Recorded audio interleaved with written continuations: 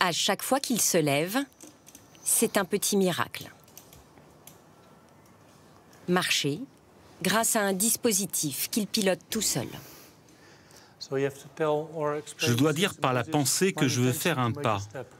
Alors le système est capable de récupérer cette information et de stimuler mes jambes. Et là, je marche. Gert-Jan a toujours rêvé de remarcher depuis son accident de vélo il y a 12 ans qui a entraîné une lésion de sa moelle épinière. Un rêve devenu réalité lorsque ces chercheurs suisses vont lui proposer une technologie révolutionnaire.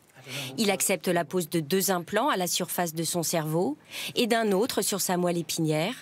Dès qu'il pense à lever une jambe, l'activité cérébrale est captée par des algorithmes.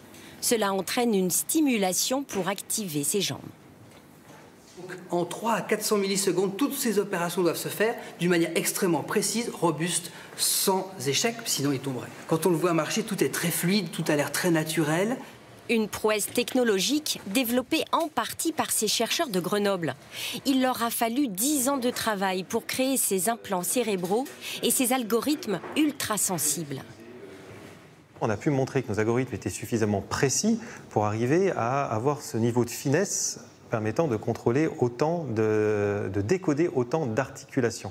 Tellement précis que même en restant concentré sur la marche, Gert-Jan peut penser ou faire tout autre chose. Le décodage peut vraiment distinguer les deux choses. Il distingue la parole de la marche sans qu'il tombe en parlant, vous voyez. Peux-tu marcher et parler? Oui, mais pas en français. Aujourd'hui, Gert-Jan utilise le dispositif chez lui pour s'entraîner. Ces progrès, mois après mois, ont stupéfait les chercheurs. Ils comptent désormais miniaturiser le dispositif pour que leurs patients puissent même marcher sans son déambulateur.